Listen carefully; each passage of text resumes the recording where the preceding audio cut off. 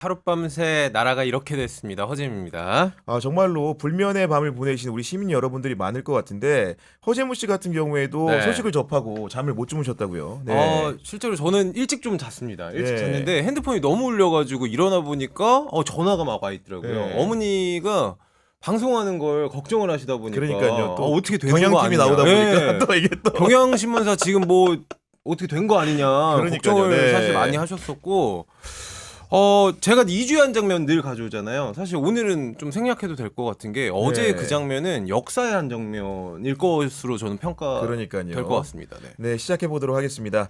윤석열 대통령이 어젯밤 비상계엄을 선포했습니다.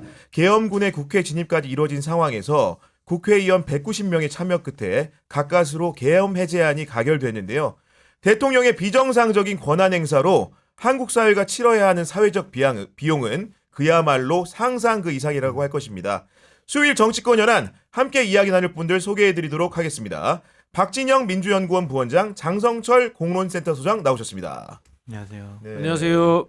아니 우리 박진영 원장님도 어제 국회 본청에 계셨다고요? 네. 네. 지금 잠을 한숨도 못 자가지고 현재 좀 졸리는 상황입니다. 아니 어제 저 새벽 방송도 좀 봤는데 네네. 동접자가 많던데요. 네. 아니, 일단은 뭐 상황이 어떻게 된지를 네. 아는 분들께 가장 폭넓게 전해줄 수 있는 방법이 개인 유튜브여서 음. 민주진영 TV에서 네.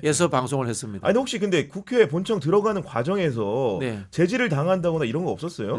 저는 좀 일찍 들어갔어요. 아. 기자회견 하고자마자 네. 바로 장성철 소장한테 전화를 했습니다. 전화를 드리고 예. 전화를 해가지고 이게 어떻게 된 일입니까? 물으니까 장 소장이 네. 이러이러한 짐작이 됩니다. 음. 뭐 이런 이야기를 하고 그래서 장 소장 뭐 어떻게 할 겁니까? 이렇게 장 소장은 뭐 도망가겠다고 했나요? 아니요. 그건 아니고 저보고 도망가라고 하셨어요? 처음에 예. 왜냐하면 저보다 장 소장을 더 싫어할 거다. 아니, 그렇죠. 윤석열은. 예. 정부에서 그렇죠? 겨루고 있는 인사 중에 그렇죠. 아니 정말로 생각해 보더라도 네. 제일 아프게 이렇게 따끔하게 하시는 회초리를 드시니까 네. 다 심각했구나. 네. 큰일 날 뻔했네요. 근데 박진영 원장님이 이렇게 국회 들어가셔가지고 상황도 잘 얘기해 주셔가지고 저 참 아니 정말 아니 네. 저는 이제 보수파 패널로서 네. 그 대선 때 정권 교체를 해야 된다라는 생각에 그래도 막 박진영 원장님하고도 막 싸우면서 윤석열 후보 반성하세요. 반성하겠습니다. 윤석열 후보에 대해서 옹호하고 상당히 방어도 많이 했는데 참 그건 제 잘못이었다라는 생각이 많이 들어요. 네. 제가 생각한 것보다 훨씬 더 엉망이고 대한민국 대통령으로서의 자격을 논하는 게 되게 사치스러울 정도다. 21세기 대한민국 민주주의 사회에 대한민국 국민으로서도 자격이 없는 사람이 아니냐 그런 네. 생각이 들었습니다. 근데 사실 6시간 만에 끝났으니 망정이지 만약에 안 끝났다라는 가정이 있다고 하면 지금 이 방송도 사실 힘든 거 아닙니까? 언론이 그렇죠. 통제가 어제 되다 포고령에 보니까. 따르면은 언론과 출판 결사의 자유가 제약이 됐고 아마도 그 중에 핵심적인 기능 중에 하나가 언론 그것도 이제 본인의 네. 비판적인 그 유튜브 언론을 네. 많이 다스렸을 가능성이 높아 보이거든요. 뭐 가짜 뉴스 네. 이야기도 나왔지 않습니까? 그랬으니까 유튜브에서 나와서 본인을 많이 비판했던 분들 뭐 장성철 소장 왜 저예요? 저도 저일 수도 있고. 아니, 박진영 원장님 당연히 포함이고요. 뭐 예. 포함해서 저는 또 어제 아침에 이제 서울의 소리에서 압수수색을 같이 받았단 말입니다. 그렇군요. 네. 그래서 뭐 당연히 긴장을 했죠. 근데 뭐 그렇게 두렵진 않았어요. 저는 이제 혹시나 싶어서 속옷, 양말을 챙겼습니다. 와. 속옷하고 양말을 챙기고 현금, 네. 비상금을 좀 챙겨가지고 국회에 빨리 들어가야 되겠다 해서 들어갔는데 제가 갔을 때는 아직 그 경찰 경비가 삼엄하지 않은 상황이었어요. 네. 그래서 그 경찰 경비망을 이제 뚫고 들어가면서 경찰들한테 계엄령이 선포되었더라도 당신들의 권한이 국회에 못 들어가도록 할 수는 없다. 나는 또 직원이다 면서 출입증을 네. 보여줬죠. 뭐 그런데 이 사람들이 법률 이해를 잘 못하더라고요. 그렇죠. 그래서 따지고 네. 들었는데 지휘관 불러라. 뭐 그렇게 이야기하니까 실갱이라니까 들어가게 해주더라고요. 근데 좀 일찍 도착하셨는데 원장님 네. 실제적으로 물리적인 어떤 충돌이 있겠다라는 겁은 안 나셨어요? 상황이? 처음에는 계엄령이라는 것에 대해서 우린 잘 모르잖아요. 음. 몰랐는데 12시 다 돼가지고 헬기가 저기 국회 운동장에 네. 내렸다라는 이야기가 들렸어요. 네. 아 그때부터는 내부의 긴장감이 살 떨리죠. 그때부터는. 상당히 높았어요. 네. 상당히 높았어요. 네. 진압 대상이 될 수도 있는 거 아닙니까? 쉽게 얘기해서. 그렇죠. 이제 네. 거기서 의원들하고 무슨 이야기를 했냐면은 국방이 오래 했던 의원들은 현역 지휘관들한테 전화를 좀 해보자 이런 이야기도 나오고 내부에서 굉장히 급박하게 돌아갔습니다 분위기가. 네. 장성철 소장님이 사실 정보가 빠르기로 이제 이 동네에서 유명하신데 네. 어제 언론 같은 경우에도 사실은 대통령이 담화문을 낭독하기 직전까지 누가 이렇게 어떤 얘기를 하는지 잘 몰랐거든요. 이 낌새를 좀 언제쯤 채셨습니까? 저도 몰랐어요. 아예 그냥 회의로? 집에 어제 서정욱 변호사랑 저녁을 먹고 집에 가 샤워하고 딱 누워가지고 TV를 딱 켰더니 비상계엄 선포 이렇게 야. 나오더라고요. 아, 그래서 그 자막을 저는 보고 이거는 뭐 분명히 좀 잘못된 기사인 줄 알았죠 처음에. 오타, 옳지, 뭐 그런 줄 알았어요. 자막이 네. 자막 사고, 방송 사고 그렇게 생각이 들었거든요. 근데 되게 비장한 얼굴로 막 여러 가지 얘기를 하더라고요. 그래가지고 이게 뭐지?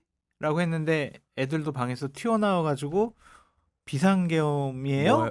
그러면서 애들이 XXX 아냐? 이렇게 막 물어보더라고요. 그래서 저도 맞는 것 같다고. 그러고 있는데 이제 박진 원장님 전화 오셔가지고 너 빨리 피해라 막 저한테 그러시고 그래가지고 네. 저희 가족들은 마트 가서 생필품, 필요한 쌀하고 물건 라면 네. 사오기도 어. 하고 국민들은 그냥 일상을 어제 그냥 자연스럽게 하고 있었거든요.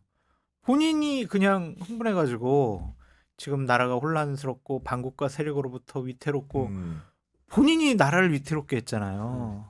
그래서 저런 분은 거듭 말씀드리지만 그 자리에 계시면 안 된다. 네. 빨리 탄핵을 해가지고 대통령으로서의 공적인 자격, 지휘권 이런 것들을 다 정지시켜야 된다라는 생각이 들더라고요. 왜냐하면 또 뭔 짓을 할지 모르겠어요. 솔직히. 그러니까요. 두려워요. 그러니까 한 시간이 불안해요. 예. 상상을 초월하는 상상 이상의 결정을 하잖아요. 그래서 빨리 직무정지 시켜야 된다라는 생각이 네, 듭니다. 알겠습니다. 저희가 본격적인 현안 토크 하기 전에 네. 광고 하나 전하고 가도록 하겠습니다. 여러분들은 보험을 어떻게 가입하셨나요? 많은 분들이 전문 설계사가 아닌 가족이나 지인 등을 통해 묻지마식으로 가입을 하셨을 텐데요. 그렇다 보니까 꼭 필요한 보장들이 포함되었는지, 지금 내가 보험료를 얼마나 내고 있는지 적정한 수준인지 모르는 경우가 태반이라고 합니다. 네, 오늘 이런 분들을 위해서 저희가 전문 보험 점검 업체죠. 더 착한 보험 소개해드리도록 하겠습니다. 요즘 경기가 안 좋아서 보험료 나가는 거 부담스럽다고 하시는 분 많으신데 이럴 때는요.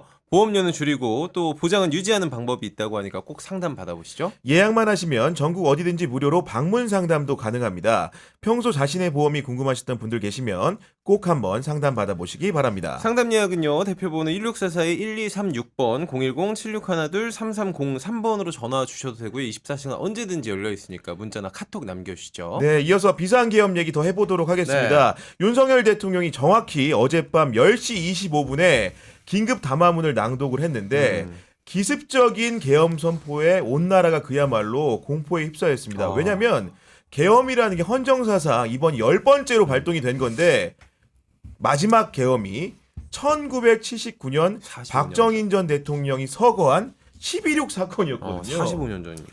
그때 제가 뭐 10살 간 넘었던 거 그러니까요. 같은데 뭐 사실 잘 모르죠. 근데 이번은 국회에 있었고 정말 피부로 느꼈죠. 계엄군이 출동하는 상황을 본 거 아닙니까? 엄청 놀랐는데요. 대한민국 국민들 정말 대단한 생각이 들었습니다. 그 무장하고 있는 군인들을 시민들이 맨몸으로 가서 다 막았어요. 다 막았습니다.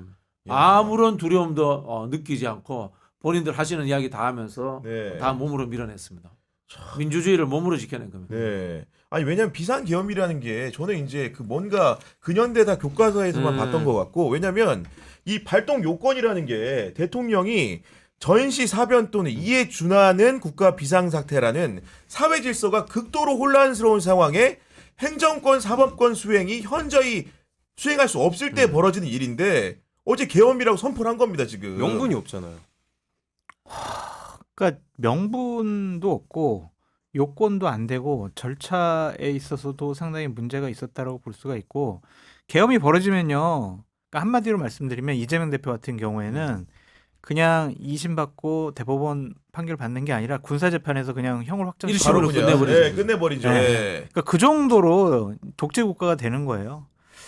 그러한 일을 왜 했을까? 왜? 뭔 이유 때문에 했을까? 도저히 그 담화문을 보고서는 이해가 되지 않았다라는 좀 생각이 네. 들고 담화문에 보면 용어 몇몇 개들이 정말 흥분해서 화가 나가지고 네. 그냥 네. 감정의 배설을 한 것처럼 느껴져요. 정말 그 비상계엄이라는 엄중한 것을 선포하려면 대단히 냉정하고 차분한 문장으로 그렇죠. 국민들께 사실관계만 전달해야 되는데 네. 몇 개만 단어 선택을 말씀드릴게요. 음. 국회는 범죄자 집단의 소굴이래요. 어. 이게 대통령이 쓸 용어인가요? 네. 국회는 자유민주주의 체제의 전복을 기도하고 있답니다. 전복을 기도하고 있다. 그리고 자유민주주의 체제를 붕괴시키는 괴물이 됐다. 아. 저 아무리 생각해도 이해가 되질 않고 네. 우리 국민의 자유와 행복을 약탈하고 있다. 음. 파렴치한 종북 반국가 세력을 음. 일거에 척결하겠다. 네. 이런 표현도 했고요. 지금까지 폐악질을 일삼은 망국의 원형 반국가 세력을 반드시 척결하겠다. 음. 이렇게 얘기를 하고 있어요. 이런 인식을 도대체 왜 했으며 누가 심어줬으며 네. 어떠한 계기로 이런 인식을 했는가. 근데 저 그거에 대한 해석은 오늘 뭐 다른 방송에서도 많았는데 이거 본인이 쓴 거라고 생각하세요? 그러니까 그 지금까지 우리 알려진 거는 보면 이 비상계엄을 하게 되면 외교 안보에 있어서 상당히 문제가 생기잖아요. 그렇죠. 그렇죠. 네. 그럼 제일 먼저 대통령실 참모 중에 안보실장하고 그렇게 아끼는 김태호 제1차장하고 상의를 했어야 될 거예요. 원래 그게 맞는 거 정석적인 거죠. 그 사람도 네. 몰랐다 그러고 네. 정진석 비서실장도 그 몰랐대요. 말이 되냐? 그럼 누구랑 상의했겠냐고요. 누구랑 상의했겠냐. 국방부 장관? 국방부 장관, 어. 행안부 장관. 그리고 대통령실에 또 누가 나섰겠습니까? 짐작 가는 사람들이. 그죠? 네. 그러면은 김건희 여사는 상의하지 않았을까. 아. 그렇게 추측할 수밖에 없는 거예요. 그렇게 생각하고. 그리고 대통령실의 연설기록 비서관이 쓰는 그런 문장들이 맞아요. 아니에요. 문장이 이거는 굉장히 약탈이라는 단어가 네. 윤석열 대통령이 즐겨 쓰는 단어잖아요. 약탈, 소굴 아까 말씀하셨던 소굴, 것처럼 이런 단어 그렇죠. 표현들이 이거는 대통령을 모시는 참모들이 쓰는 문장과 용어가 아니란 말이에요. 맞습니다. 그럼 네. 다른 데서 썼을 거예요. 그럼 누가 썼겠느냐? 우리가 대통령에게 이해하지 못하는 여러 가지 행동과 판단과 결정을 했을 때 항상 김건희라는 단어를 넣어서 해석을 해보면 다 해석이 되더라고요. 김건희 여사랑 상의해가지고 김건희 여사 코로나 콘텐츠에서 파견된 사람들이 이러한 답안을 쓰지 않았을까? 그렇게 추측이 되는 거예요. 그렇게 추측하더라도 하나도 이상하지가 않잖아요. 그렇죠? 왜냐하면 대통령실 참모는 몰랐다니까. 네. 그러니까 이게 대통령으로서 저 사람이 자격이 있느냐? 없는 것 같아요. 저는 탄핵에 반대하는 입장이었는데 네. 저분이 계속 저 자리에 있으면 나라가 대단히 위태롭고 위험할 것 같아요. 국민의 생명과 안전을 지키기가 어렵다. 네. 원장님 제가 법을 잘 모르긴 하지만 이 법에서는 늘 해석이 필요하지 않습니까? 이 반국가 세력이라는 거는 말 안 들으면 다 반국가 세력이 될 수 있는 굉장히 위험한 자기랑 단어 의견이 아닙니까? 다르면 네. 아니죠. 그 이른바 이제 체제전복 세력이고 국가보안법으로 다스릴 수 있는 법률적 대상을 반국가 단체라고 하는 거죠. 반국가 단체 규정이 있습니다. 우리 법에. 네. 그런 규정이 있는 건데 저는 또 담화문에서 눈에 들어왔던 게 마약 천국. 어. 그러니까 이런 표현은 도대체 정상적인 연설 기록을 하는 분이 쓸 수 있는 용어가 아니에요. 네, 윤석열 대통령의 네. 용어죠. 그런 거고 그리고 이제 오후 11시에 발동된 포고령의 내용도 섬뜩했는데 일단은 정치 활동을 금지하게 하고 언론과 출판을 통제하고 포고령 위반자에 대해서는 또 무시무시하게 처단한다고 돼 있어요. 처단한다는 용어가 우리가 보면은 그냥 사형시킨다, 뭐 그냥 총살시킨다 그렇게 좀 이미지가 인상이 되더라고요. 그래서 이 단어가 주는 참 자극적이고 위험스러운 네. 그런 생각들, 참 이러한 무시무시한 포고문을 어떻게 국민을 상대로 쓸 수가 있는지 상당히 의아스럽고 저는 제 사망이 제일 눈에 들어왔어요. 제 사망. 네. 언론과 출판은 계엄사의 통제를 받는다. 대한민국이 해방 이후에 언론의 자유를 쟁취하기 위해서 많은 국민들이 피를 흘렸고 많은 언론인들이 감옥도 가고 지금도 그렇죠. 생활을 네. 어렵게 하는 분들이 있거든요. 그 어렵게 얻은 자유, 그리고 헌법상의 가장 기본적인 권리, 언론의 자유는 목숨과도 바꾸지 않는다라는 그런 얘기도 있잖아요. 그거를 이 포고문으로 통제를 하겠다라는 생각을 가진 사람, 저런 사람이 독재자 아니에요? 저런 사람이 어떻게 21세기 자유민주주의 대한민국의 네. 대통령이 될 수가 있겠어요? 저는 하루빨리 하여튼 국회에서 네. 탄핵이 돼야 된다 그런 생각을 하게 그리고 됐습니다. 아까도 궁금증이 똑같은 건데 대통령이 표면상으로 담화문에 담은 내용은 그 예산 감액 문제라든가 국무위원에 대한 일단 탄핵을 사유로 들고 있는데 네. 실제로는 그것만 가지고는 국민들이 이해가 안 된단 말이에요. 이해가 안 되죠. 이제까지 말싸움하고 있었잖아요. 그러니까 말싸움하고 네. 있는데 갑자기 총을 꺼내가지고 상대방 관자놀이 겨누는 네. 거예요. 이게 이해가 됩니까? 우리가 말싸움하다가 갑자기 서부 영화로 바뀐다는 게 이게 장르가 그러니까요. 완전 네. 다른 건데 말이 안 되는 행동을 한 거죠. 제가 뭐 추론컨대 명태균 이슈 관련해 가지고 또는 김건희 여사 특검 제의 관련해 가지고 뭔가 결정적인 위험이 왔다라고 느꼈었지 않았나. 새로운 증거가 현출됐다거나. 네네, 뭐, 네. 그래서 보니까 명태균 씨 같은 경우에 이런 말을 한 게 명태균 어록이라는 게 어제 네. 저는 생생히 떠올랐는데 내가 구속되면 정권이 한 달 안에 무너진다. 이런 선전포고를 했는데 지금 18일인가 됐는데 계엄이 선포된 거예요. 예. 근데 이 정권은 이제 뭐 형식적으로 대통령직을 유지를 할 수 있겠지만 국민들이 인정을 하지 않을 것 같다는 좀 생각이 들고요. 그 이제 오늘 오전부터 여론조사를 맞아요. 막 네. 하시더라고요. 그럼 내일에는 여론조사 결과가 나올 텐데 거기서 만약 한 자리 숫자로 떨어지게 된다면 대통령으로서 누가 국민들이 인정한다고 생각을 하겠습니까? 네. 권위는 땅에 떨어지는 것이고 저는 여러 가지로 살펴봤을 때 그냥 좀 자극적으로 얘기해 볼게요. 네. 대통령실 특활비 다 잘랐다고 비상계엄 선포하는 게 정상적인 사람인가요? 아니죠. 네. 아니잖아요. 네. 그러니까 저러한 인식 수준을 가지고 있는 분이 대한민국 대통령이라는 게 상당히 좀 불행하다 그런 생각이 듭니다. 용돈 안 준다고 해서 총 들고 은행털로 오는 사람이 세상에 어디 있습니까? 이거잖아. 용돈 안 아니, 준다고. 맞아. 적극한 비유예요. 네, 그런 느낌이에요. 아니 그리고 근데 이제 우리가 이제 표현을 지금도 이제 정치권에서는 네.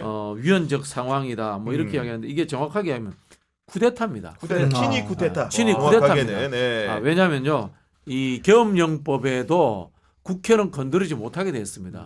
무장한 군대를 가지고 국회를 침탈했고요. 거기에서 국회의원들을 잡아가려는 시도를 했단 말이에요. 체포 시도를 했다. 체포 시도를 네. 했단 말이에요. 이거는 쿠데타입니다. 헌법기관인 국회를 폭력으로서 제압하려고 했기 때문에 이거는 쿠데타입니다. 명백히. 사실은 우리나라 헌법에 대통령을 체포할 수 있는 권한이 없나?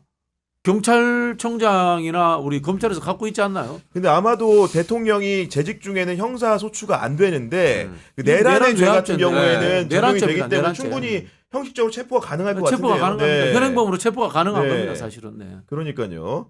근데 저는 궁금한 게 또 이게 심야의 비상계엄을 선포했으면 여하간 법이 정한 절차에 따르자면 국무회의 의결이 필요한 거잖아요. 그리고 계엄사령관을 임명할 때도 뭔가 국방부 장관 추천을 받아서 대통령이 결심할 때도 여러 가지 의사 결정이 필요할 텐데 그럼요. 지금 비서실장 모른다 그래. 몰랐다고 했죠. 국무총리 모른다 그래.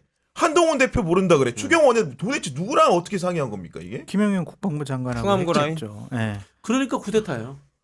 친위 네. 쿠데타라는 게 특정의 군사력을 가지고 위압적으로 행사할 수 있는 사람 몇 명이서 하는 거. 이걸 쿠데타라고 하잖아요. 네. 이게 반란인 거죠. 반란. 아니 그리고 오늘 예를 들면 외교부 같은 경우에도 제가 백브리핑한 거를 보니까 외교부 장관이 국무회의에 참석했는지 여부를 확인 안 해줘요 기자들한테. 그러니까요. 아 그게 말이 되는 거예요?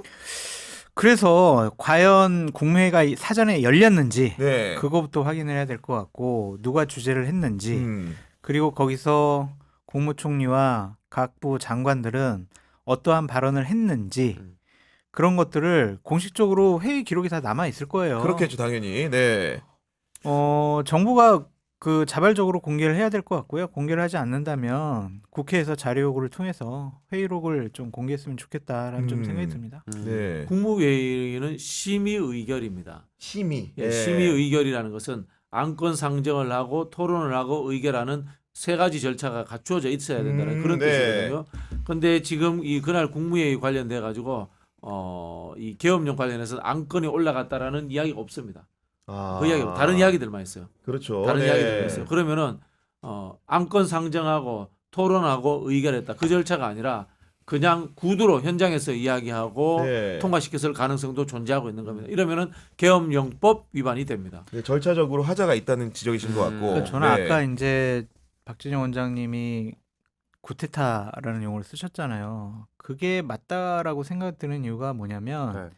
김용현 국방부 장관의 워딩 때문에 그래요. 워딩이요. 워딩. 어떤 네. 워딩 때문에 그렇죠? 중과 부족이요. 아, 수가 끝나고 나서 해제가 되고 나서. 수가 부족했다. 그런 거 아니에요. 네. 어떻게 그런 얘기를 함부로 할 수가 있냐고요. 아. 우리가 숫자만 많았으면 가서 막는 보좌진들 시민들 다 물리치고 네. 국회에 있는 의원들 다 한 명씩 잡아들이고 그럴 수 있었다라는 것을 암묵적으로 얘기해 준 거잖아요. 네. 그렇네. 듣고 네. 보니까. 만약에 타이트하게 더 심혈을 기울여서 준비를 했다면 뭐 구사단이 출동 준비를 300 하고 명. 있었다는 이야기도 있고요. 그러니까 되게 허술해요. 네. 비상계엄을 하려고 했으면은 다 준비를 철저하게 하고 어떤 형식으로 치고 들어가고 몇 명 배치하고 네. 다 했어야 되는데 그냥 느닷없이 갑자기 즉흥적으로 결정한 것 같아요. 안 그러면 도저히 이거는 그러니까 생각을 해보세요. 그러니까 이것이 막아져가지고 정말 다행이라고 생각을 하지만 북한이 쳐들어왔어. 근데 이 정도 수준의 대통령실과 국방부의 수준으로 네. 북한을 어떻게 막냐고 이렇게 동원도 잘못하고 다 늦고 지시사항도 이행이 안 되고 이런 군대를 믿고 어떻게 우리가 발 뻗고 잘 수 있겠냐 그런 생각도 막 드는 거예요. 반대로. 네. 근데 거듭 말씀드리지만 기본적으로 김영원 국방부 장관 같은 경우에는 간신 중에 간신이 아니냐. 김용현. 네. 네, 그런 생각이 좀 들고 윤석열 대통령은 민주 지도자로서의 자질과 자격이 전혀 없는 사람이다. 그런 생각이 듭니다. 그러니까 탄핵과 예산 그걸 갖고 비상계엄을 하잖아요. 어디 헌법에 계엄법에 탄핵을 각부 장관을 탄핵하거나 검사 탄핵하거나 예산을 깎으면은 뭐 비상계엄을 선포할 수 있습니다. 라는 규정이 어디 있어요? 그게 말이 그러니까, 되냐고 네. 이게. 그 박정희 쿠데타 5.16 때도 네. 보면요. 방송국을 제일 먼저 장악을 합니다. 12.12 때도 방송국을 장악합니다. 어제 모든 일들이 다 생중계가 다 됐습니다. 맞아요. 네, 맞아요. 그러니까 이게 유튜브로. 얼마나 준비되지 않은 어설픈 우발적인 사건이 아니었나 이런 생각이 들고요. 우리 농담 비슷하게 그런 이야기죠. 대한민국의 쿠데타는 이제 교통체증과 핸드폰 때문에 안 된다. 맞아요. 라는 네. 이야기를 했는데요. 우와 어제 유튜버들 진짜 대단했습니다. 이거 들고 있지 않습니까? 무장급 계엄군들 사이에 끼어가지고 유튜버 찍는다고 난리. 보통 난리가 아니었고요. 그리고 국회 인근에 한 세 줄 정도로 차를 정차가 돼가지고 경찰 버스들이 들어오지를 못했어요. 못 들어가는구나. 그렇구나. 네.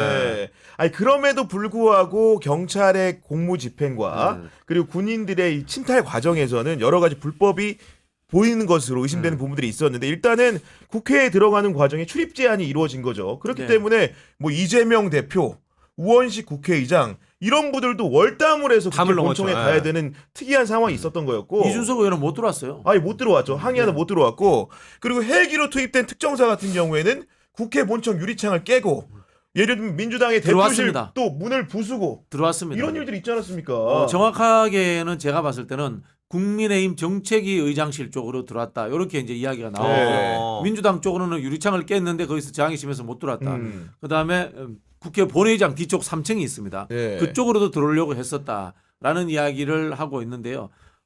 미루어 짐작컨대 한동훈 대표, 이재명 대표, 우원식 의장 세 사람을 겨냥하지 않았나라는 추론이 체포조. 됩니다. 아. 민주당에서 체포조 지금 주장을 하고 있죠. 네, 네. 국회 경비 단장이라고 있어요. 음. 국회를 좀 보호하고 호위하고 맞습니다. 질서 유지하는 네. 경찰의 대장인데 그 사람이 어쨌든 결정을 내렸으니까 경찰들이 국회의원을 못 들어오게 한 거잖아요. 네. 이건 말이 안 돼요. 이거는 음. 어떠한 법적인 권한을 갖고도 국회의원들이 국회에 들어가겠다는데 이거 막는 거는 네. 이건 불법이에요. 이 부분에 대해서도 규명하고 처벌을 해야 된다. 네. 이런 생각이 듭니다.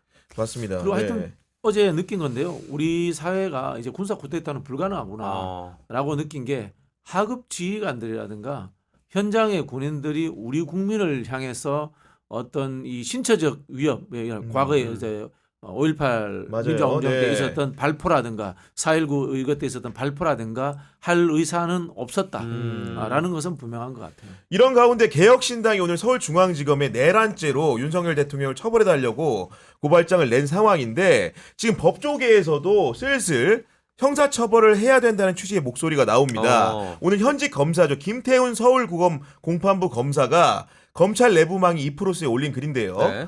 어제 발표된 계엄사령부 포고령과 그에 기한 병력 전개와 사령부의 조치들은 내란죄 여부를 논하기 전에 검찰의 직접 수사 권한에 포함되도록 개정된 대통령령에 따른 직접 수사 범위인 직권남용죄에 해당하는 것으로 보인다. 이런 얘기를 한 거 쉽게 얘기해서 내란죄 수사 전에 직권남용으로도 얼마든지 검찰이 입건해서 수사를 할 수 있다는 의사를 밝힌 것이고 현직 판사 한 분 같은 경우에도 법원 내부망에 헌정 질서를 파괴하는 쿠데타 시도다 이렇게 규정을 했고요. 법원을 짓밟으려고 한 데 대해 강력히 경고해야 된다. 이유는 뭐냐면 계엄사령부 포고령에 포고령 위반자는 영장 없이 체포 구금 압수수색을 할 수 있다는 내용이 나오는데 이게 바로 법원의 기본적인 권능을 침해한다는 취지의 주장입니다. 이쯤 되면 윤석열 대통령 수사 받아야 되는 거 아닙니까? 네. 그렇죠. 이제 상권분리 위반이잖아요. 정확하게 앞서 제가 말씀드린 것처럼 국회를 침탈했고 법원을 마음대로 이제 영장 없이 하겠다라고 했고 그다음에 언론 출판 결사의 자유도 뭐 본인이 이제 맡겠다고 했고요. 그런 부분이 있기 때문에 저는 현행범으로 체포돼야 되는 상황이 아닌가 이런 생각이 드는데요. 여기에서 뭐 국회의장이 좀 더 적극적인 메시지를 내주셨으면 어땠을까? 아, 의장이? 국회의장이 사실 네. 어제 메시지 굉장히 잘 냈어요. 마지막에 이제 군이 윤석열의 잘못된 판단에 의해서 오기는 왔지만 안전하게 돌아간 것은 정말 잘한 일이다. 이렇게 네. 하면서 이제 군심을 나름 어루만졌단 말입니다. 네. 그러나 이제 그 부분에 대해서 일단락이 됐기 때문에 실제로 이제 행정부가 붕괴한 상황에서 그리고 또 앞서 우리가 이야기한 것처럼 국무회의에 누가 참여했는지 몰라요. 참여했다는 것은 공범일 가능성이 존재하는 겁니다. 법률적으로 문제가 네네. 됐다면 그러면은 또 다른 헌법기관인 국회의 수장으로서 윤석열 대통령의 범법 행위를 지적을 하고 국가의 공무원들이라든가 사정기관들이 법률 해석에 적극적으로 나서서 윤석열 대통령을 체포하는 것이 어떤가? 뭐 네. 체포라는 표현을 쓰기가 부담스럽다면은 어떤 더 이상 최소한 조사 수사를 하라는 거죠. 이 난동을 피울 수 없는 상황을 만들어 달라라든가 이 정도 이야기를 했으면 어땠을까라는 좀 생각도 있습니다. 박근혜 대통령이 탄핵당한 이유는요. 헌법을 수호할 의지가 없다라고 했기 때문에 탄핵을 당한 겁니다. 헌법재판소에서 결정이 난 거죠. 대통령이 당선이 되면 당선되는 날 국민 앞에 선서합니다. 헌법을 수호하고. 네. 근데 윤석열 대통령의 저 비상계엄의 선포와 국회에서 비상계엄 해제 결의안을 냈는데도 불구하고 지체 없이 즉각적으로 비상계엄 해제를 받아들이지 않고 시간을 끌면서 나중에 받아들인 것은 헌법 위반이 될 소지가 크다라고 보여지고요. 국회에서의 이제 해제 결의안이 나왔을 때 즉각적으로 하지 않은 이유가 국무위원들 지금 모이기가 지금 네. 어려워서 그랬다라는 핑계 아닌 핑계잖아요. 그렇죠. 네.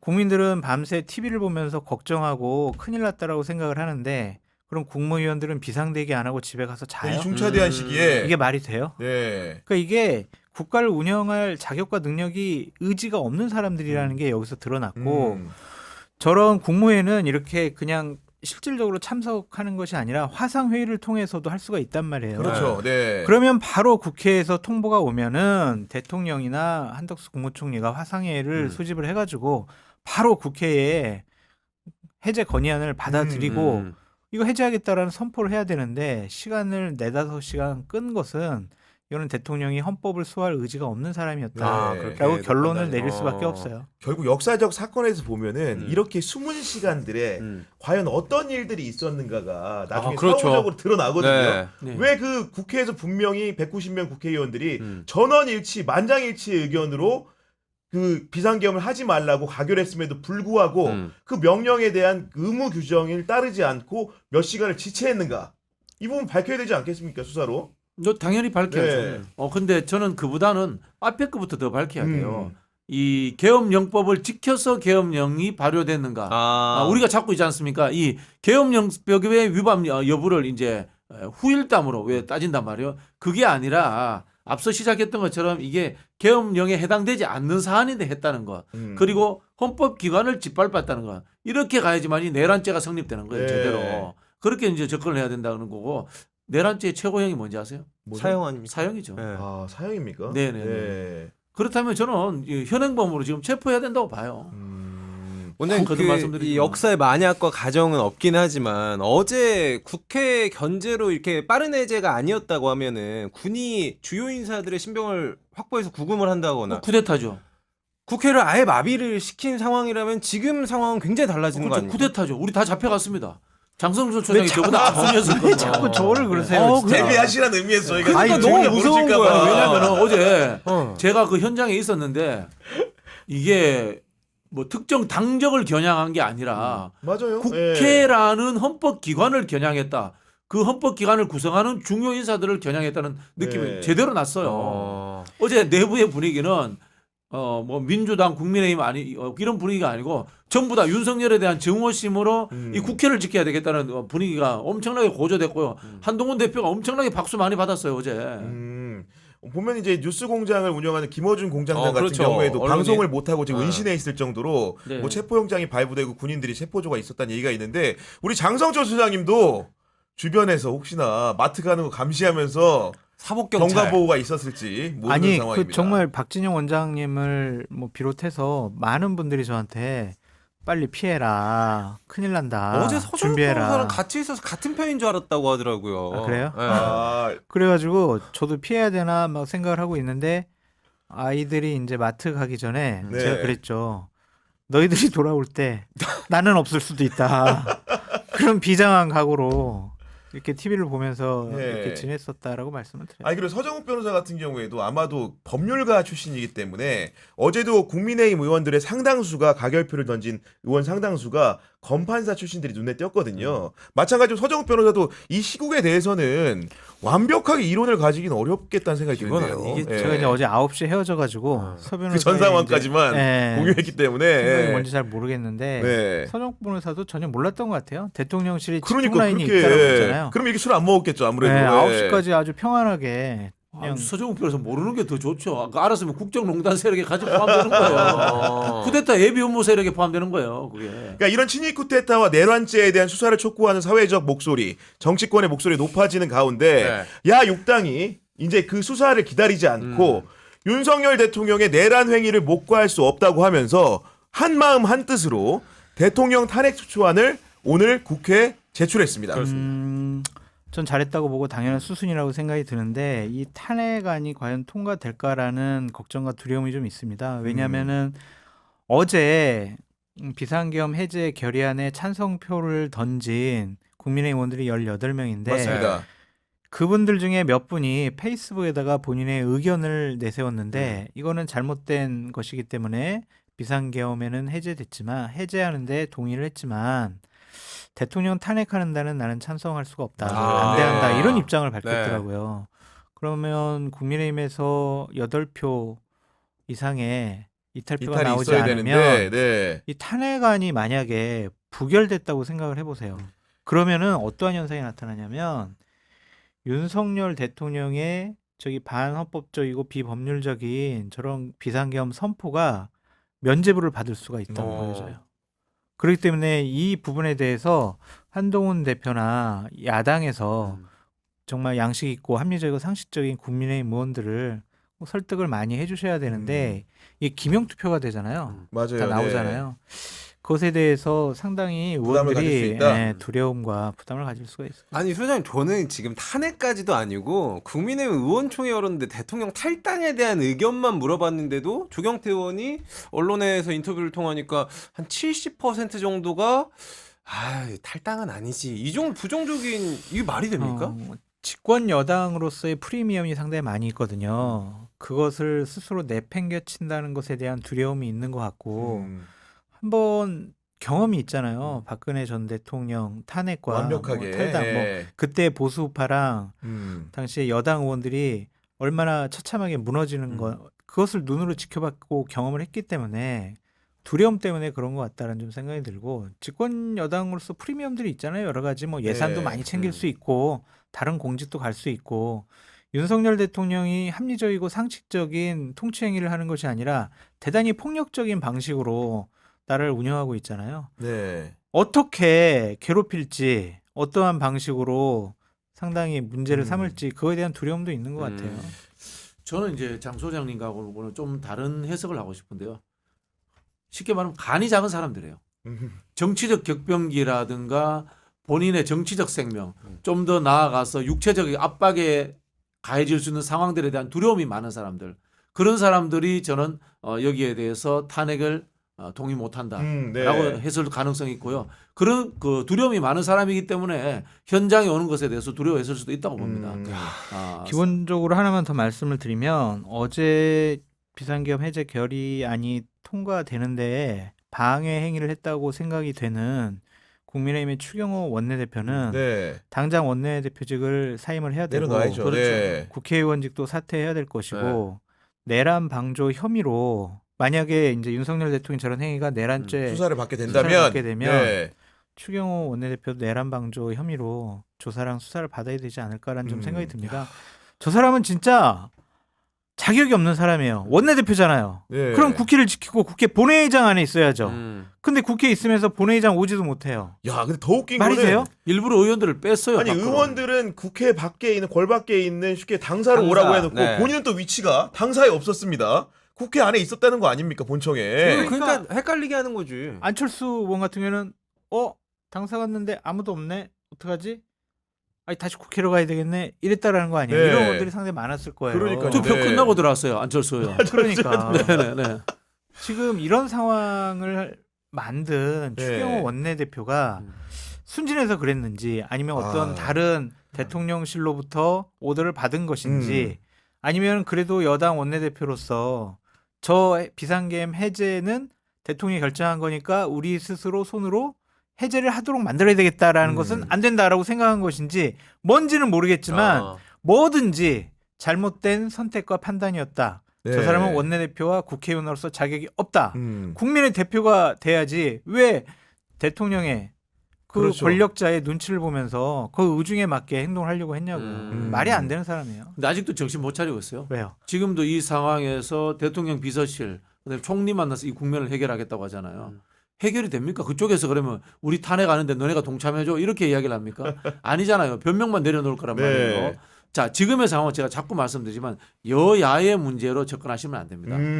행정부의 수장이 본인이 가지고 있는 국구 통수권자로서의 권한을 행사해서 폭력적인 방법으로서 헌법기관인 국회를 짓밟으려고 한 거예요.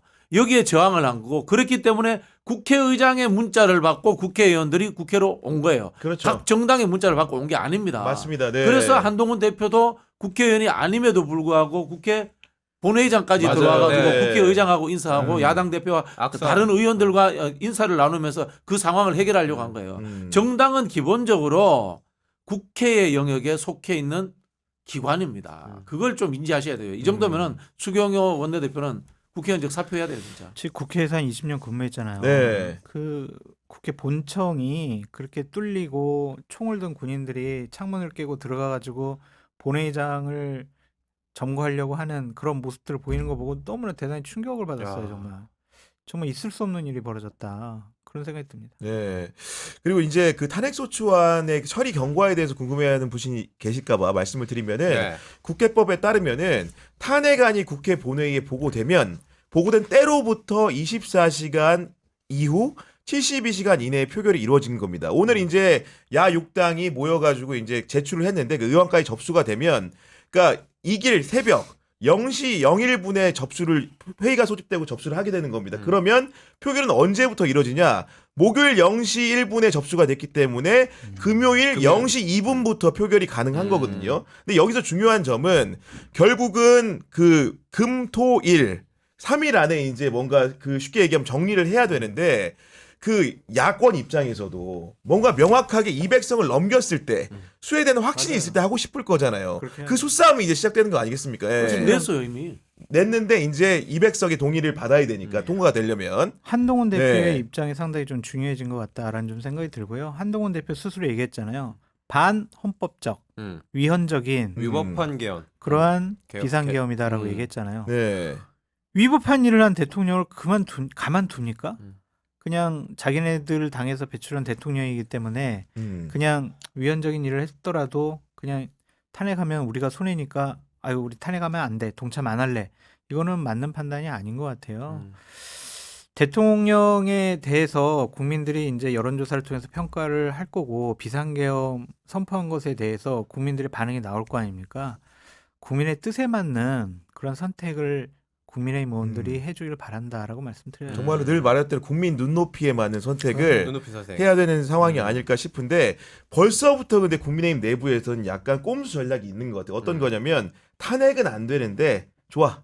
특검법은 해줄게. 아, 특검은 받아주고. 이거 만약에 야당한테 그런 식의 그 사탕 발림을 할 수 있잖아요. 받을 수 없죠. 당연히 야당은 안 받는 지금 거겠죠. 네. 상황은 다른 겁니다. 특검이라고 하는 것은 김건희 씨의 국정농단 의혹이라든가 뭐 여러 가지 비리 부패 의혹들입니다.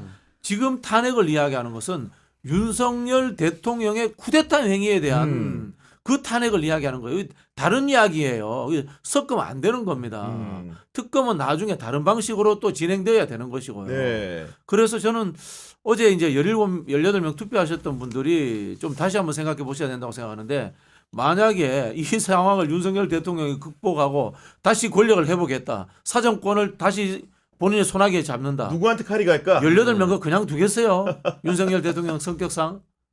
어제 분위기 제가 아까 말씀드렸잖아요. 이미 국민의힘 쪽으로 무장한 계엄군들이 들어왔다니까요. 네. 윤석열 대통령은 여야의 문제로 보는 게 아니에요. 어제 이야기했지 않습니까? 민주당에 무슨 좌익 세력이 있고 범죄자들이 우글거리는 것이 아니고 국회 내의 범죄자들과 좌익 세력이 우글거리고 맞아요. 있다는 거예요. 국회를 소굴이라고 했으니까. 속아요. 네. 그럼 한동훈 대표도 그렇게 취급한 것일 수도 아, 있는 거예요. 네. 어떻게 보면.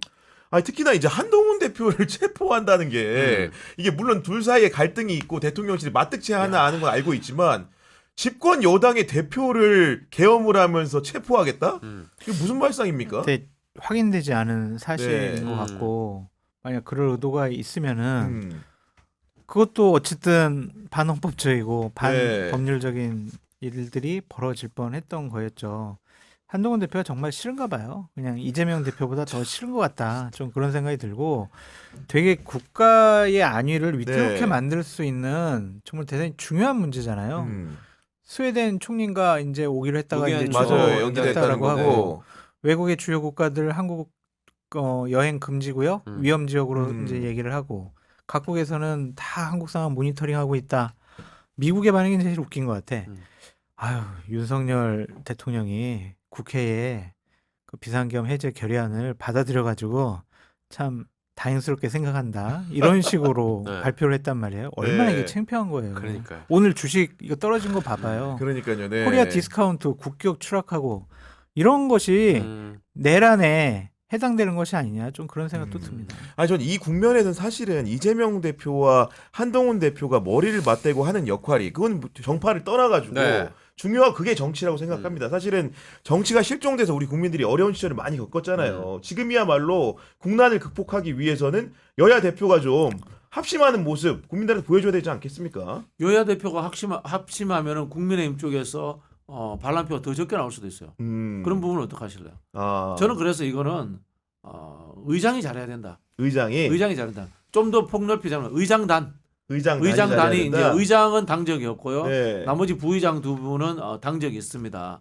결국은 이제 아까도 말씀드렸겠지만은 국회라는 헌법기관을 짓밟은 행정부의 수장을 탄핵하는 거지 않습니까? 그래서 국회의 수장이 나서야 된다. 그리고 당적은 갖고 있지만은 양 당에서 어른 역할을 할 수 있는 부의장 두 분이 또 나서가지고 각 당 내의 의견들을 모으는 역할들을 하시는 게 좋지 않겠나 네. 뭐 이런 생각이 듭니다. 이게 원만한 전략이 될 것이다. 뭐 그런 말씀 드리고 싶어요. 근데 이제 국회에서의 탄핵 소추안이 통과가 되면은 이제 헌재로 넘어가게 되잖아요. 그렇죠. 근데 헌재 재판관이 지금 6분밖에 안 6분이죠. 계신단 네. 말이에요. 그러면은 대통령 탄핵 소추를 심판할 수가 없어요. 아 요건 자체가 안 네. 되잖아요. 그러면 그냥 직무 정지 상태로 계속 이제 될 수가 있을 거고 국회에서 추천을 헌법재판관들 하게 하더라도 되면 네. 대통령이 임명을 안 해버리면은 그렇죠. 물론 대통령 직무 정지가 직무대리가 됐으니까 예. 국무총리가 직무 대리가 되면 권한대행으로서 그 임명을 해야 되는데 네. 임명을 안 하게 되면은 대통령은 헌재에서 심판을 받을 수가 없는 그 상황이잖아요. 임명도 법적인 구속력이 없습니까? 그러니까 계속 미룰 수가 있는 거예요? 마음이에요. 그래요? 네. 계속 미뤄왔잖아요. 그래서 윤석열 네. 대통령이. 방통위원들 임명 안 맞아요. 해버리잖아요. 네. 그냥. 그렇게 됐죠. 아. 네. 추천하는데 대통령이 임명한다라고 돼 이런 있거든. 특수 상황 속에서도 네. 아. 그런 상황이죠. 그러니까 한덕수 국무총리가 이제 권한대행이 되면은 임명을 하냐 마냐 이거 가지고 또 세게 논쟁이 벌어질 거예요. 그래서 이 탄핵을 통해서 대통령이라는 자리에서 윤석열을 끌어내리는 게 네. 생각보다는 쉽지 간단치가 않다. 않고 네. 쉽지가 않아요. 시간이 오래 걸릴 가능성도 있어요. 그리고 한덕수 국무총리가 그 국무회의에 참석했다. 네. 그리고 본인이 계엄령을 선포하는데 찬성의 입장에서 어떤 역할을 했다. 만약 그 했다면 이분도 네. 공범의 위치가 되는 겁니다. 그럼 권한 대행이 어려운 거예요. 그럼 이제 순서대로 쭉 내려오죠. 그다음 네. 경제부총리인가요? 경제부총리, 교육부총리, 통일부 장관, 뭐 과기정통부 장관 이런 식으로 쭉 내려올 겁니다. 네. 뭐 그런 순서까지 내려가서 이제 권한 대행이 되는 상황으로 가는 거죠. 근데 만약에 그것조차도 안 된다. 그러면 진짜 비법률적, 비헌법적 상황이 되는 거죠. 이른바 이 재헌의회 상황이 되는 거죠. 근데 결국에는 원장님 오늘도 보면은 일단은 다 국무위원들도 사의 표명했다고 하고 뭐 정책실이라든지 비서실도 다 사의 표명을 해서 남아 있는 거 대통령과 총리밖에 남아 있지 않다 뭐 이런 두 명은 보도가- 남아 있을 수 있지. 그 두 명. 국방부 장관하고 아. 행안부 장관 아. 측근들은 남아 있을 수 있죠. 야, 충암 그걸 국가들. 어떻게 봅니까? 그래서 이제 다른 장관들은 다 이제 사의를 받아들이고 지정 생존자들은. 그러니까 국방부 장관 있잖아요. 국방부 장관이나 행안부 장관이 유일하게 둘이 남아 있는 장관이야. 네. 그 사람 둘 중에 한 명이 대통령 권한대행이 될 수 있다니까. 아니 그 두 사람은 지금 바로 야당에서 탄핵에 들어갔으니까. 직무정지. 네, 바로 이제 탄핵이 네, 될 것 하게 같다는 될 것 생각이 같으니까 들고. 아마도 예. 제가 기억이 잘 안 나는데 헌법상에는 장관들끼리까지만 이 그 권한 대행 순서를 정해놨을 거예요. 그래서 아마 중기부 장관이 가장 끄트머리에 있는 말썽 건데 있고 네. 중기부 장관까지 다 사퇴하고 나면 어떻게 되는지 그 부분에 대해서는 잘 모르겠어요. 아니 그리고 하나 덧대서 어쨌든 간에 이제 그 과거에 국민의힘이라는 것도 보수도 뿌리가 있는 정당이다 보니까 원로분들이나 이런 분들이 많이 계시잖아요. 그렇죠. 그리고 사실은 대통령의 그런 임기 중반의 어려움들에 대해서도 여러 차례 모여서 의견을 제시했지만 잘 받아들이지 않았던 것 같은데 이 정도 위기라는 거는 혹시나 잘못된 의사결정이 지도부나 국민의힘 내부에서 이뤄질 경우에는 절멸의 상황으로 갈 수도 있는 거잖아요. 잘못된 의사 결정이라면 예를 들면 뭐 예를 들면 국민 의사에 반하는 결정을 내렸을 때 탄핵 반대입니다. 예, 강력하게 반대한다거나 이런 상황들이 여론의 큰 압력과 반대 목소리에 부딪혔을 때 네. 근데 박정훈 의원이 국민의힘에 송파의 박정훈 의원이 이제 페북에다 올린 글을 봤는데 자기는 어쨌든 비상계엄 해제 결의안은 찬성을 했는데 탄핵을 하게 되면은 우리 보수가 무너지고 다음번 정권 재창출할 수가 없다. 네. 그래서 탄핵은 막겠다. 음. 그래서 시간을 벌어가지고 우리 보수파를 재정비하고 국민의힘도 재정비해가지고 다음번 지방선거 대선을 준비해보겠다. 이런 생각을 가지고 있는 것 같아요. 그러니까 이런 생각이 많이 있게 되면은 정말 국민들로부터 몹쓸 질단으로 네. 시간을 손가락질 번다는 받을 거는 수밖에 임기 없죠. 단축 개헌을 생각하는 그거는 또 생각 안 하는 것 같아요. 임기 단축이라는 거는 네. 있을 수 없다고 생각하는 거죠. 그러니까 지금 막 비상계엄 때문에 문제 생기고 김건희 특검 때문에 막 여러 가지 문제가 생기더라도 2년의 시간이 있지 않냐. 아 그걸 벌겠다. 그러면 충분히 우리가 대비할 수 있다. 지금 탄핵 당해가지고 6개월 안에 대통령 임기가 끝나면은 대선 치러야 되는데 이재명 대표가 대통령 될 가능성이 많다. 네. 그거는 막아야 한다. 이런 식의 이제 논리적인 접근을 하게 되겠죠. 그분은 국민의힘에서 당 대표를 하셔도 되고 주요 당직을 맡으셔도 되는데요. 국회의원을 하면 안 됩니다. 누구? 그분은 박정원 의원을 얘기하는 것 같아요. 헌법기관으로서의 기본 책무를 안 하겠다는 거잖아요. 그럼 국회의원 떼고 뭐 대통령 후보를 나가든지 그냥 당정만 가지셔야 됩니다. 그저 그런 분이 국회의원 한다는 게 이 나라에 지금 참 안타까운 수준의 저는 네. 하나의 뭐 이유가 아닌가 그런 생각이 아니 들어요. 정말 국민 눈높이라는 게 어제 이제 서로들 다 똑같은 경험을 했을 텐데 제 친구들도 이 상황에 대해 가지고 공유를 많이 하더라고요. 네. 그러니까 쉽게 얘기해서 정치에 무관심했던 그렇죠. 중고등학교 네. 동창들 방이 있잖아요.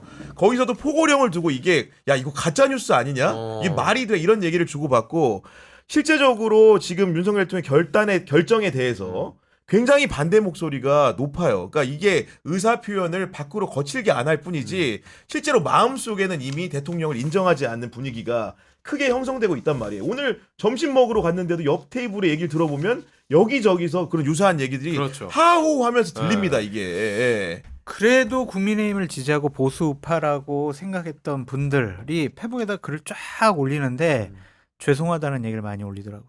죄송하다. 네. 네. 그런 얘기 돌려야죠. 네. 김경진 의원 같은 경우도 오늘 아침 방송 나왔는데 네.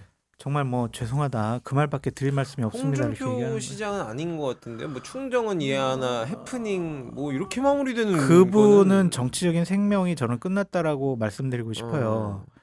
비상계엄을 한 게 충정이에요. 너무 그러니까, 말이 안 네. 되는. 누구를 위한 충정일까요? 그러니까요. 김건희 여사 보호하려고 충정 보이는 거 아니에요? 김건희 여사를 위한 로맨티스트? 충정. 대통령이란 공적 권한, 헌법상의 권한을 네. 김건희를 보호하기 위해서 충정을 벌인 것, 그것이 해프닝이에요. 지금 그 비상계엄 선포해가지고 나라가 지금 한나절도 안 됐는데 얼마나 지금 주식 떨어지고 초토화가 국격 떨어지고 신인도 떨어지고 막 이랬냐고요. 그게 해프닝이에요. 그런 인식을 갖고 계신 분은 정치하면 안 되죠. 그래서 저는 홍준표 시장이 왜 과거에 이제 박근혜 정권이 탄핵당하고 그때 자유한국당 해가지고 대선 후보하고 당대표 하면서 보수파가 무너진 거를 본인이 막았다고 생각해서 그런 전철을 더 밟으면 안 된다고 생각하시는데 그때는 국정농단 수준이었어요. 근데 지금은 반헌법적인 위헌적인 일들을 그냥 너무나 서슴지 않고 해버리잖아요. 맞아요. 네. 차원이 달라요. 그거를 옹호하고 있는 홍준표 시장은 저는 정치인으로서 생명이 끝났다라고. 그리고 국민의힘이 박정원 의원이 어떤 발로 해서 그런 얘기를 했는지는 알겠는데 그 2년을 더 끌어본들 결국 공무원 사회가 지금 복지부동이라는 얘기가 이번에 사실은 이런 일이 있기 전부터 있었잖아요. 대왕고래 프로젝트 대통령이 이번에 그 담화문에 썼지만 그걸 하고 싶어하는 공무원이 있냐 이겁니다 지금. 아니 그런 게 네. 중요한 게 아니에요. 네. 윤석열 대통령이 그대로 있다고 칩시다. 자식의 권력을 회복하기 위해서 무슨 짓을 할 것 같아요. 대왕고대 프로젝트가 아니에요. 계엄령 한 번 더 할 수도 있는 거고요. 와. 실제로 비상계엄의 조건을 만들기 위해서 일선 부대에다가 북한에다가 포함부 쏴봐 이런 이야기도 할 수 있는 거예요. 말도 안 그런 되죠. 우리 생존의 위험이 내몰리는 상황인데 네. 무슨 지금 당리당략적으로 뭐 보수가 괴멸하고 뭐 그런 지금 생각할 틈이 없어요 지금. 정신 차려야 돼요. 제가 봤을 때는. 네. 정말 얘기를 너무 하면 위험한 할수록 약간, 사람이에요. 네. 그러니까 대통령이라는 공적인 자리 맡기에는 너무나 위험한 사람이다라는 것이 이번에 드러났잖아요. 네. 느닷없이 갑작스럽게 주변과 상의 없이 너무나 중요한 결정, 위험스러운 결정을 막 해버리잖아요. 그리고 뭐 확인은 안 됐지만 지금 그냥 각종 대통령실에서 취재한 분들의 얘기를 들어보면 국회에서 비상계엄 해제 건의안이 왔는데 나 이건 도저히 못 받아들이겠다고 이거를 왜 했냐고 내가 그리고 지금도 내가 뭘 잘못했냐 이런 식의 반응을 보인다라는 소문도 네. 있잖아요. 네. 만약 이렇다면요 저 한시라도 저분 저 자리에 그냥 두면 안 됩니다. 네. 큰일 납니다. 특히 지금 국민의힘이 꼼수 부리면 안 돼요. 잘못하면 무정부상태 옵니다. 예를 들어서 아까 말씀하신 것처럼 뭐 거국 내가 하겠다, 총사퇴하겠다. 그래서 이 대행도 만들 수 없는 상황으로 만들겠다. 네. 그러면 대한민국에 국가 권력이 존재하지 않는 정부의 공권력이 존재하지 않는 통수권자가 없는 상황이 계속 지속될 수 있어요. 네. 이거는 박근혜 정부 때도 이런 짓 안 했어요. 박근혜 정부 때도 박근혜 대통령이 그만두면 어떻게 할 것인가. 거국 내가 가자. 총리를 세워놓고 물러서야 된다. 다양한 논의들이 있었단 말이에요. 맞아요. 거기에 네. 국민의힘도 적극적으로 참여했단 말이에요. 지금 국민의힘의 추경호 원내대표를 비롯해서 하고 있는 행위들은 그런 헌법적 질서가 그대로 이어지는 것까지도 방해 놓을 수 있는 윤석열이 다시금 계엄령이라든가 전쟁 위기라든가 극단적인 공포로 몰고 갈 수 있는 상황들을 방치하자는 거예요. 이게 네. 절대 있어서는 안 되는 상황입니다. 알겠습니다. 저희가 지금까지 1부에서는 박진영 부원장님, 장성철 수장과 함께 비상계엄 시국에 대해서 논의를 해봤습니다. 정말로 이게 참 이렇게 마음이 답답하고 이런 상황인데 이럴 때일수록 우리 시청자 여러분들 더 힘내시라고 독려 드리고 싶다는 생각이 들고요. 지난주에 이제 박진영 원장님이 이제 기상 예보 해주셨는데 모르겠지만 이렇게 너무 큰 게 터져가지고 진짜 맞나 뭐 그보다 봐. 더한 클라우드장의 기상 예보가 가능할지 모르겠는데 사실 이런 일이 없었다면 뭐가 있었습니까 혹시? 다 명태균 씨 일이었죠. 뭐 이제 홍준표 시장과 관련된 여러 가지 네. 논란이 나올 거다라고 이제 예측을 할 수밖에 없었을 것 같고 제가 어제 아침에 CBS 방송 나가서 네. 방송 시작 전에 참 지금 경악스러운 일이 대통령에서 벌어지고 있다. 그게 저는 다른 얘기를 다른 했는데? 얘기를 했는데 잠깐만 뒤로 가다가 저희 밟은 거예요 그러면은? 그게 그거 짤로 댓글 돌아다녀가지고 쓰다가, 네. 짤로 돌아다녀가지고 장성철이 이 이거 비상계엄을 알고 미리 알았던 있었다? 사람이다. 막 이야. 그런 얘기도 하더라고요. 내가 진짜. 장성철이 작두탄데. 아니 근데 사소한 걸 수도 있지만 네. 대단히 경악스러운 일이 최근에 또 그거는 벌어졌더라고요. 뭐예요? 어떤 거예요? 그 아니, 말씀하신 예. 거예요. 얘기하면은 피해를 받는 분이 있어가지고 그렇군요. 예. 제가 나중에 한번 말씀드리겠는데 네. 참 저런 수준의 대통령실이 나라를 운영하고 있다라는 게 음. 정말 참 비참하다. 자괴감 느낀다. 부끄럽다. 그렇게 네. 말씀드려요. 사실 우리가 지금 정부가 없는 상황인 거예요. 거의 무정부 어제부터 상태. 네. 그런 상황인 거예요. 이거 빨리 해결을 해야 됩니다. 네. 해결을 해야 됩니다. 아마도 뭐 다음 주 정치 기상도 역시 먹구름이 잔뜩 낀 상태에서 아, 뭔가 이번 주에 뭐 활로를 찾지 못한다면은 국민들의 답답함만 가중되지 않을까 그러니까 예를 싶습니다. 들면은 네. 뭐 일요일까지 탄핵안 처리해야 될 거고요. 다음 주 10일에는 김건희 특검법 처리해야 맞아요. 되잖아요. 네. 대통령실이 먹구름의 주인공이 될 수밖에 없어요. 네. 알겠습니다. 저희가 1부에서는 순서 마치고요. 2부에서는 김갑수 선생님과 함께 현 시국의 엄중함과 우리가 해야 할 일에 대해서 살펴보는 시간을 갖도록 하겠습니다. 제욕 좀 그만하라고 해주세요. 네, 오늘 함께 해주신 박진영 부원장, 장성철 소장님 정말로 감사합니다. 우리 시청자 여러분은 잠시만 기다려주시기 바랍니다. 잠시만 기다려주세요.